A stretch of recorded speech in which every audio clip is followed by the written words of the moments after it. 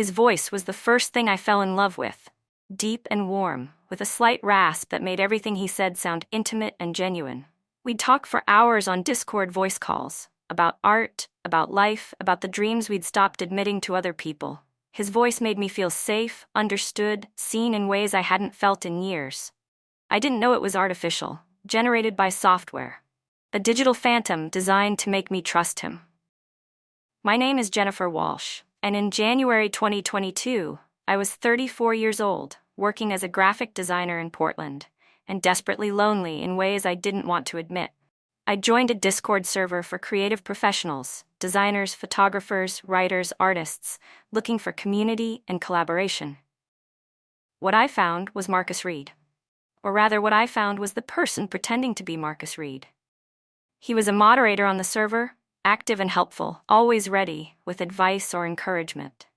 His profile said he was 36, a freelance photographer in Boston, passionate about landscape work and documentary projects. His portfolio, linked in his bio, was stunning. Moody shots of Norwegian fjords, intimate street photography, portraits that captured something raw and honest. We started talking in the general chat, then moved to DMs. Art at first, then everything else. He understood the creative struggle, the imposter syndrome, the fear of putting yourself out there. He got me in ways my Portland friends didn't, in ways my family couldn't. The first real conversation happened on a Wednesday night in February. I'd posted in the server about struggling with a client project, feeling stuck creatively. Want to talk through it? Sometimes a fresh perspective helps. We voice called for 3 hours. Talked about the project, then about design philosophy, then about why we'd chosen creative careers despite the instability. His voice was everything I'd imagined and more. Thoughtful, articulate, genuinely interested in what I had to say. "You sound different than I expected," I said at one point. "Good different or bad different?" "Good. Really good." After that, we talked every day, sometimes for 30 minutes during lunch breaks, sometimes for hours late into the night. He'd tell me about photography projects he was working on, the challenges of freelance life, his complicated relationship with his mother. I'd talk about my designs, my Portland life, my loneliness after years of focusing on career over relationships. By March, we were talking every day. Hours-long voice calls while we worked, while we cooked dinner, while we fell asleep. His voice became the soundtrack to my life. I'd put him on speaker while doing dishes, hearing him talk about a photo shoot he'd done in the Boston Common.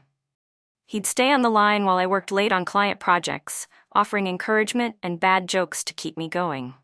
"I think I'm falling for you," he said one night in April, his voice soft and vulnerable through my headphones. "I know that's crazy. We've never met in person. But I feel like I know you better than anyone." My heart stopped. Then started again, faster, louder, like it was trying to escape my chest. I'd been feeling the same thing but hadn't known how to say it, hadn't wanted to seem desperate or delusional about an online connection. "I feel the same way," I whispered into the darkness of my bedroom. "Yeah?" "Yeah." I was scared to say it, thought maybe I was being ridiculous. "You're not ridiculous. This is real. What we have, it's real." And it felt real. God, it felt so real. We made plans to meet. He'd come to Portland in June, we decided. We'd spend a week together, see if the chemistry translated to real life, maybe visit the coast, explore Powell's books, eat at all my favorite restaurants. I was terrified and excited and convinced I'd found something real. I started preparing. Cleaned my apartment obsessively. Bought new sheets, new towels, fresh flowers for every room. Made restaurant reservations. Planned an itinerary of Portland's best spots. Told my friends I was finally going to meet the person I'd been talking about for months. June came and went. His mother had emergency surgery, gallbladder removal with complications, infection setting in, intensive care for a week. He sent me hospital photos from his phone. His mother unconscious, tubes and wires, monitors beeping. Medical bills started arriving, $12,000 not covered by insurance. "I'm so sorry," he said on the phone, his voice breaking. "I hate asking, but I don't know what else to do. Mom doesn't have insurance. If I don't pay, they'll send her to collections." I sent it. Because that's what you do for someone you love. You help when they're in crisis. We rescheduled for August. Then 2 weeks before he was supposed to fly out, his car died, Transmission failure. The mechanic said it would be $4,500 to repair. Without a car, he couldn't get to photography shoots, couldn't work, couldn't afford the Portland plane ticket. I'm going to fix this, he promised. I'll get the car repaired, save up for the ticket. Maybe October? I covered the car repair. Told myself it was an investment in our future. The sooner his car was fixed, the sooner he could work, the sooner we could meet. September plans got canceled when his apartment flooded. Burst pipe, water damage throughout his place, landlord refusing to pay for temporary housing during repairs. He needed $8,000 for a month in a hotel and storage for his damaged belongings. I paid. Used my credit card because my savings were getting low. October became November, became December. Each month brought a new emergency. His photography equipment was stolen from his car. $18,000 for cameras, lenses, laptop, everything he needed for work. Insurance wouldn't cover it all. He sent me the police report, the insurance denial letters, the quotes for replacement equipment. I took out a personal loan, $15,000 at 12% interest. Told the loan officer it was for home improvements. In January 2023, Marcus had a bike accident.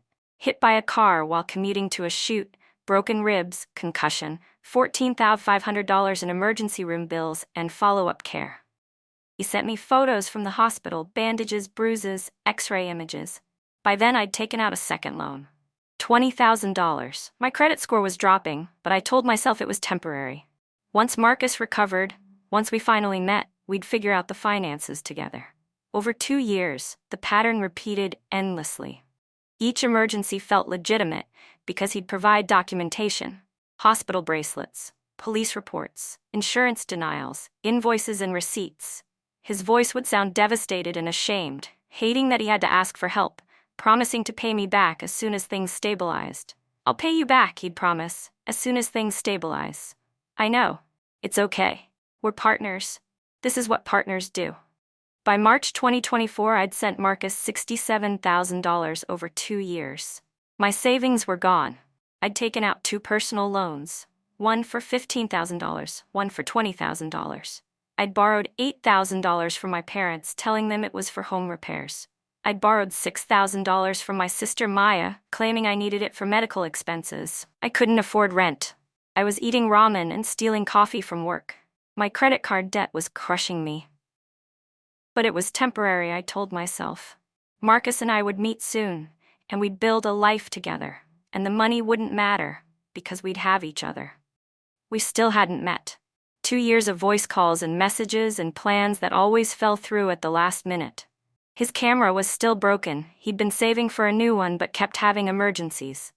We couldn't video chat, just voice calls and text. But the voice was real. I knew Marcus's voice like I knew my own heartbeat.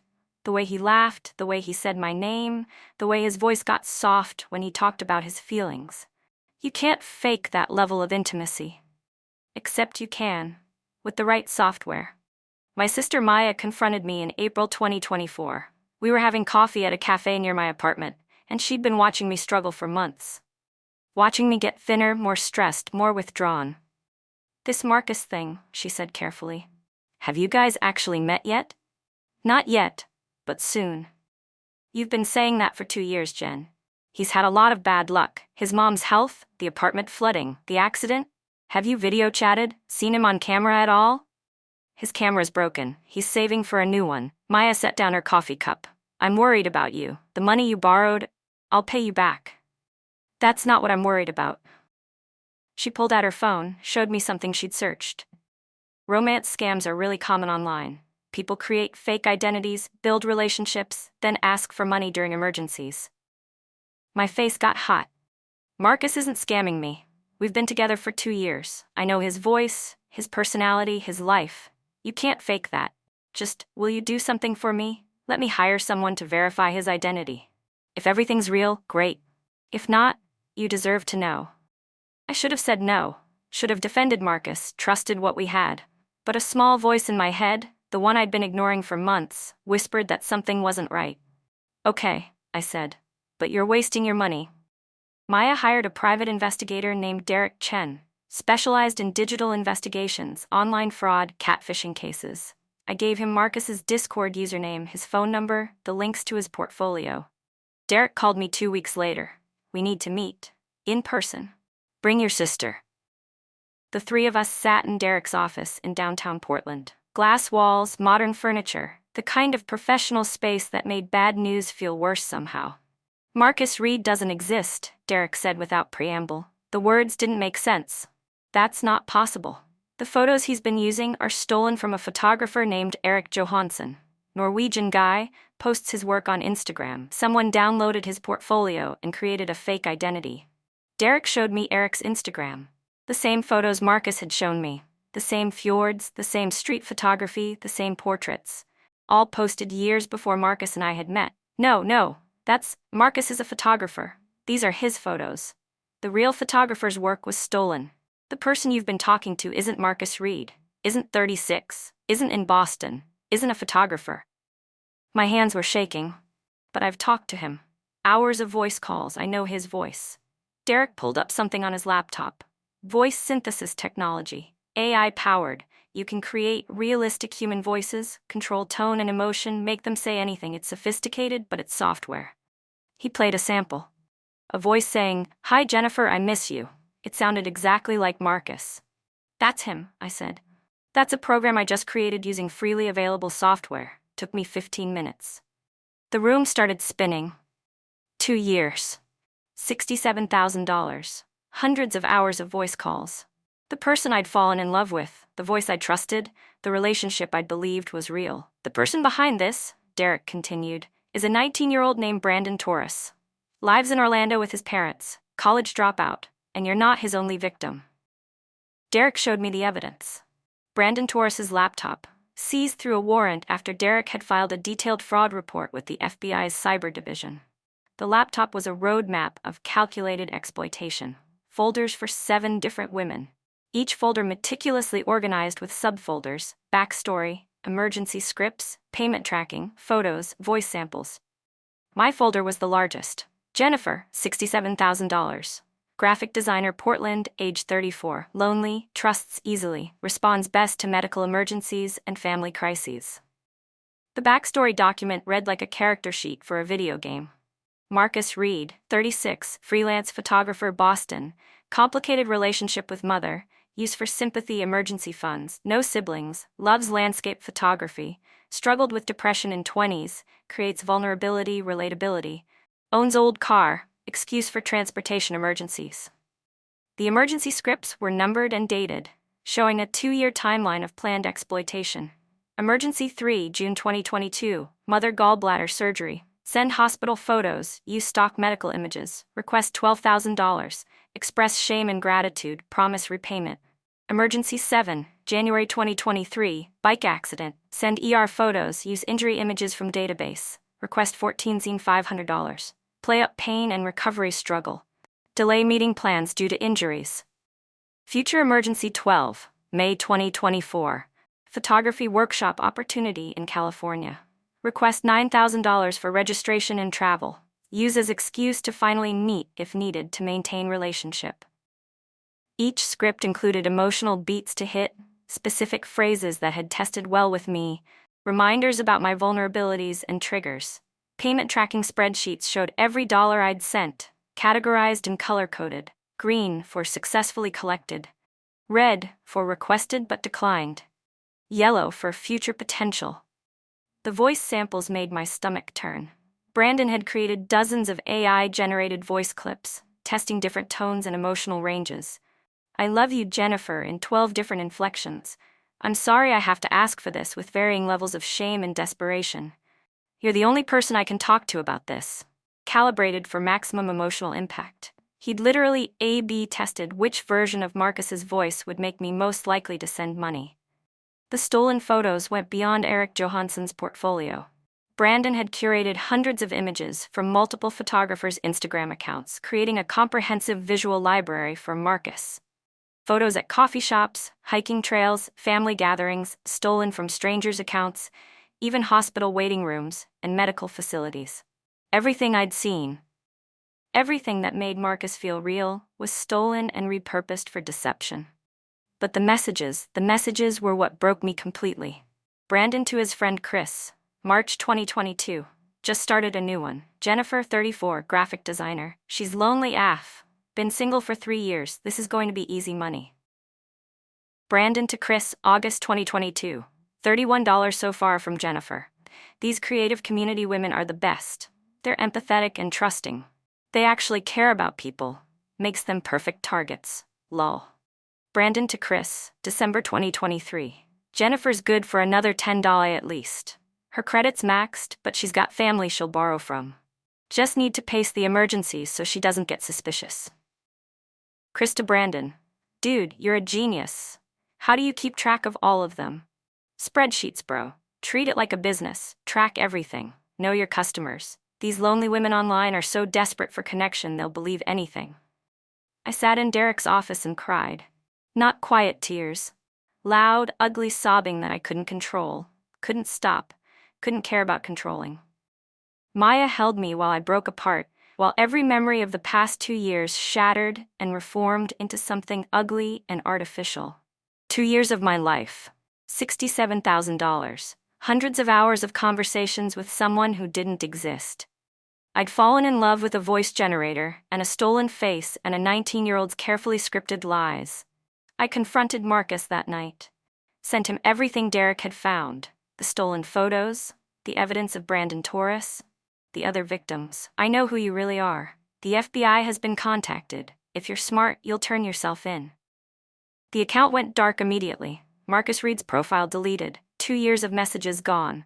I filed criminal charges the next day. The FBI got involved. Wire fraud crossing state lines triggers federal jurisdiction. They had Brandon's laptop, his records, his communications with all 7 victims. Brandon Torres was arrested in May 2024 at his parents' house in Orlando. 19 years old, living in his childhood bedroom, running romance scams while his parents thought he had a remote tech job. The trial began in September 2024. Federal courthouse, packed with victims and media and people curious about AI-powered romance fraud. I sat in the front row every day with the other 6 women he'd scammed. We'd formed a grim support group. 7 women who'd believed we'd found love online, who'd sent everything we had to men who didn't exist. Amanda had lost $58,000. Melissa had lost $43,000. Together, we'd lost $340,000 in years of our lives. The prosecution presented Brandon's laptop first, showed the jury the folders with our names, our profiles, the scripts he'd used to manipulate us. Showed the AI voice synthesis software, demonstrated how realistic the voices sounded, showed the stolen photos organized by character. Then the spreadsheets. Payment tracking, future emergency planning, notes on which tactics worked best with which victims. Medical emergencies effective with Jennifer and Melissa. Family emergencies work with Amanda. Equipment theft angles strong with Jennifer, creative field. The messages bragging about scamming, desperate lonely women were played for the courtroom. Every word felt like another cut. Every laugh at our expense, every casual cruelty about our loneliness and trust. 7 victims testified. Each told a version of the same story. Online connection that felt genuine. Voice calls that seemed intimate and real. Emergencies that justified sending money. Years of believing we'd found something special, something worth the financial sacrifice. Amanda cried, describing how she'd borrowed from her retirement account to help her boyfriend with medical bills. Melissa talked about working double shifts to send money for emergencies. A woman named Rachel described maxing out her credit cards, convinced she was helping her partner through a rough patch. When it was my turn to testify, I walked to the stand and looked directly at Brandon Torres. He was younger than I'd imagined, baby-faced with acne scars and a nervous tick in his jaw. Wearing a button-down shirt that looked borrowed from his father, trying to look remorseful and failing. He wouldn't meet my eyes. "Can you describe your relationship with the defendant?" the prosecutor asked. "There was no relationship," I said, forcing myself to keep my voice steady. "I had a relationship with an AI voice and stolen photographs and carefully scripted lies." Brandon Torres created a character designed to manipulate me emotionally and financially. That's not a relationship. That's theft with extra steps. That's psychological warfare disguised as love. "How much money did you send over the course of this situation?" $67,000 over 2 years. 12 separate emergencies. Each time I thought I was helping someone I loved. Each time I was just funding a 19-year-old's lifestyle while he laughed about how gullible I was. What was your financial situation before meeting Marcus Reed? I had $42,000 in savings from 8 years of careful budgeting. No debt besides student loans, good credit, score around 720. I was planning to buy a house within 2 years. I was stable, responsible, building a future. And now? My hands clenched in my lap. 2 personal loans, totaling $35,000 at high interest rates that I can barely make minimum payments on. $8,000 owed to my parents who trusted me when I said I needed it for home repairs. $6,000 to my sister, who lent me money she'd been saving for her own emergency fund. Maxed out credit cards totaling $18,000. My credit score dropped to 590. I can't afford my rent. I had to move to a cheaper apartment in a worse neighborhood. I'm drowning, and it'll take years to climb back to where I was before I met the fictional character Brandon created. How did the relationship make you feel emotionally? My throat tightened. This was the part I'd been dreading, admitting how completely I'd been fooled, how desperately I'd wanted the lie to be real. Loved, seen, understood. Like I'd finally found someone who got me on a fundamental level. The voice calls felt so real, so intimate. We'd talk for hours about everything: art, dreams, fears, childhood memories. I thought I knew Marcus better than I knew people I'd been friends with for years. His voice became this anchor in my life, this constant source of comfort and connection. Can you describe what it felt like to discover the truth? I had to pause, swallow hard against the emotion pressing against my throat. Like the floor dropped out from under me, like the past 2 years of my life had been erased, replaced with this grotesque parody. Every memory I had, every conversation, every moment I felt loved and understood, all of it contaminated, poisoned. The voice I'd trusted was software. The photos I'd looked at were stolen. The person I loved never existed. And the real person behind it all. I gestured toward Brandon. Thought I was a joke, called me desperate and gullible, bragged to his friends about how easy it was to manipulate me. How has this affected your ability to trust? I don't trust anything anymore. Every voice in my head could be artificial. Every photo could be stolen. Every connection could be manufactured. I can't even imagine dating again. The idea of being vulnerable with someone, of believing they're who they say they are, it's terrifying. Brandon didn't just steal my money. He stole my ability to believe in human connection. The prosecution showed the jury a recording, one of Brandon's AI-generated voices saying my name, telling me he loved me, asking for help with an emergency. It sounded exactly like Marcus. Exactly like the voice I'd trusted for 2 years.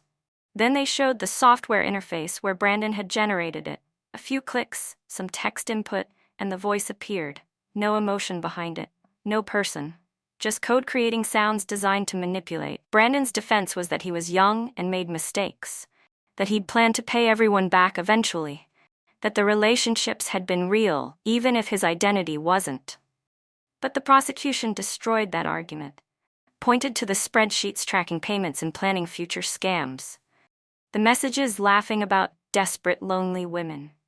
The systematic targeting of women in creative communities because they were empathetic and trusting. This wasn't a mistake, the prosecutor said during closing arguments. This was a 3-year business operation. The defendant created 7 fake identities, maintained 7 simultaneous relationships, and extracted $340,000 from vulnerable women using cutting-edge technology to make his lies seem real. This is the future of fraud, and this defendant was on the cutting edge. The jury deliberated for 6 hours. Guilty on all counts. Wire fraud, identity theft, computer fraud, conspiracy. Brandon's face crumbled when the verdict was read. His mother, sitting in the gallery, started crying. His father sat stone-faced. I felt nothing. No relief, no vindication. Just emptiness where trust used to be. Sentencing came 3 weeks later. The judge had reviewed everything: the evidence, the victim statements, Brandon's lack of genuine remorse. You exploited technological advances to perpetrate one of the most sophisticated romance scams I've encountered, the judge said. You used AI voices, stolen photographs, and psychological manipulation to steal not just money but years of these women's lives. You made them believe they'd found love when you'd only found marks. 8 years federal prison, $340,000 restitution to all victims, 10 years probation after release. Lifetime ban from major social media platforms. The asset seizure and Brandon's parents, partial repayment recovered about $190,000 total. Divided among 7 victims, I got $38,000 back, 57% of what I'd lost. The remaining $29,000 was gone forever, along with 2 years, my savings, my credit, and my ability to trust. But I used what happened to create something meaningful. I co-founded Online Romance Verification with Maya and Derek Chen. We help people verify online relationships before they invest emotionally or financially. Reverse image searches, voice analysis, digital forensics, background checks. Everything Brandon had exploited, we'd check. We verified 2,840 online relationships. Flagged 340 as catfish scams, fake identities using stolen photos, AI voices, fabricated backgrounds. We estimate we've prevented $8.7 million in fraud. I also became an advocate for romance scam awareness. Spoken at 12 conferences about AI-powered catfishing, the sophistication of modern romance fraud, the psychological manipulation tactics scammers use. Created content warning people about the signs. Reluctance to video chat, constant emergencies, requests for money, too perfect understanding of your vulnerabilities. My advocacy contributed to Discord implementing new safety features in 2024. Identity verification badges for users. AI voice detection warnings on calls. Resource pages about romance scams and red flags. Brandon's case became a landmark for prosecuting AI-powered fraud. It established legal precedent for how voice synthesis technology can be used as a tool of deception, how digital manipulation can constitute identity theft. I still think about Marcus's voice sometimes. That warm, deep rasp that made me feel understood and loved. Knowing it was artificial doesn't make the memory less painful. If anything, it makes it worse. That something so intimate could be manufactured. That my heart could be broken by an algorithm. I don't date anymore. Can't imagine trusting someone enough to be vulnerable again. Even real-life connections feel suspect now. Every voice could be hiding something. Every face could be presenting a carefully constructed version of themselves. Maybe that's the real cost. Not the $67,000. Though that matters. Not the 2 years. Though I'll never get them back. The real cost is the belief that people are who they say they are. That connection is possible. That love can be real. Brandon Torres took that from me, but I took something from him too. His freedom, his future, and his ability to hurt anyone else. That's not healing. But it's something.